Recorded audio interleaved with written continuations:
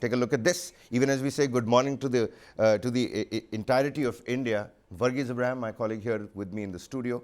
Karnataka focus is something that, you can't take your eyes off. It's the third day today. Third day, big headlines in the Times of India. You've got those pictures again, where the carpet from that stadium is being rolled back. Yesterday, we saw people putting laddus in the mouth of Siddaramaiah's posters. And within minutes, you had Randeep Surjewala killing pretty much all television debates yesterday evening, saying that, there is no decision as of yet.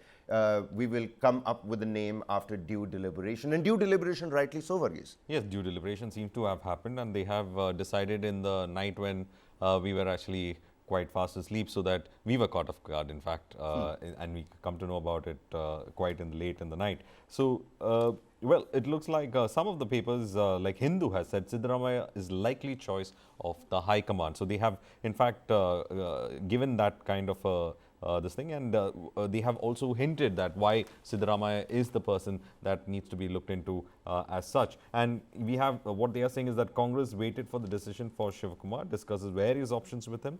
Rahul meets both contenders. Karnataka will have a government in 40 to 78 hours, as Surjewala had said, and it looks like much before that they have come to the manner in which they have decided to crack this power sharing formula, or what formula that they have done. Well, we have to wait for those details as such, but they seem to have got some kind of a compromise into this, and looks like Siddaramaiah is going to be the chief minister and Shivakumar his deputy.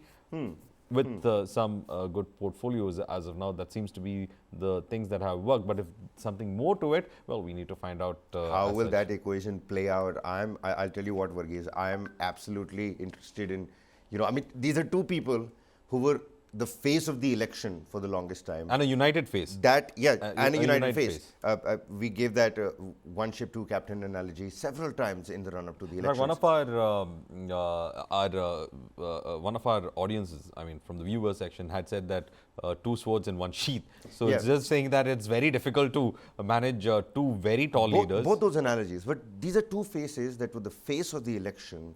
And we're sitting on the third day. I'm just saying 135 is a great number, which is again something that DK Shivakumar keeps on saying. We delivered Karnataka. And yes, I would give it to the KPCC president. He delivered Karnataka. But these pictures that are now doing the rounds in the newspapers, it only takes away from the magnanimous mandate that Karnataka has given to the Congress party. It is. And some of the BJP MLAs have also started coming out and raising fingers, saying that they left the Congress and joined the BJP because of Siddaramaiah. Some of them have made those statements.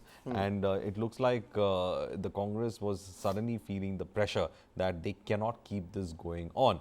Yesterday, we did in fact talk about how other pressure groups are coming up and saying that their community leaders should be given the deputy CM post or other portfolios. So now, since they have in fact decided to go ahead and speak about this entire thing, where they are trying to fix the first part of the cabinet itself, that is who's going to head that cabinet. And since they've been able to do that, probably the rest of the things are going to follow. But again, it was, at least finally they got the names, but it was enough to say that pressure works. And that should be a worrying point for Congress. Things are at a boiling point in Bengaluru. The updates that Times of India is giving us, as some news channels prematurely announced to go ahead to Siddaramaiah, and a fake letter went viral, authorities rushed to Bengaluru's Kantirava stadium to make arrangements for the swearing in, only to call it off soon later. In fact, there was huge activity at Kantirava stadium.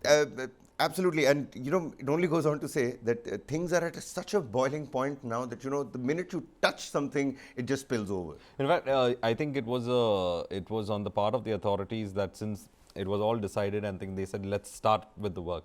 And they all landed up at Kantirava Stadium. They got the carpets and everything was being done. The security measures were taken into account. Everything was done. And then suddenly the uncertainty comes back again. And of course, April is long gone, but it was just a month away. But still, it looks like the authorities were taken for a ride on that. Well, absolutely. My colleague Sudha Sadhanand also joins us on the broadcast here. A very good morning to you, Sudha. Sudha, what are the wires telling you? The Times of India has said it. And I'm going to ask you it.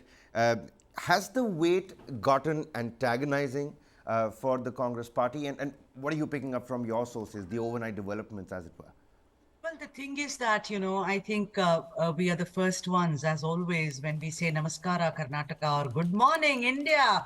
To both of you, Verghese and Kabir, it's a good day because our sources are telling us that everything has been sorted for now. I'm adding that rider for now, and let's see where it goes from here.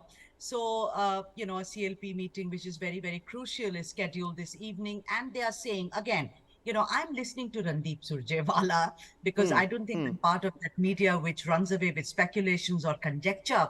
The 20th could be the swearing in ceremony. Very interesting report in the Hindu that, if it had been the good old days of, Mr. Fotedar or even Ahmed Bhai, things wouldn't have taken so long. If you see the Hindu today, it's, inside pages, it says, I think it's page 12, it says very clearly that, this delay happened because there is nobody who can pull that kind of weight and has negotiating skills that we once witnessed in the Congress party. And therefore, this delay. But it seems clear now. It's Namaskara Siddaramaiah, Chief Minister of Karnataka, with All DKS right. playing the Deputy Chief Minister Kabir. Well, Siddaramaiah, that name, I mean, we already did know about this, Verghese. I mean, all the elected MLAs were already inclined towards Siddaramaiah, but there was still that dilly-dally sort of a situation. Now, Sudha's coming out. She's saying, riding heavily on those sources of yours, Sudha. It seems like, the scales are tipping in favor of Siddaramaiah. So, DK Shiv Kumar yesterday came out smiling after that meeting. Where do you think this has placed somebody like DK Shiv Kumar and the KPCC itself? So that is what I was saying, that we need to wait out to find what are the intricacies of this compromise formula. Whether there is a rotational chief ministership, there is no rotational chief ministership. There is something, of course, was promised to the person who has delivered Karnataka. What are those promises? Of course, in the public, they might not say, but of course, we shall wait to see what the journalists will be getting us on that. But without something like that, I don't think so. DK Shivkumar was a person who would have accepted a formula like this, because it's a huge victory. And it is something that he wants to capitalize on because he was in the front of it. So these are something that we have to, in fact, look at.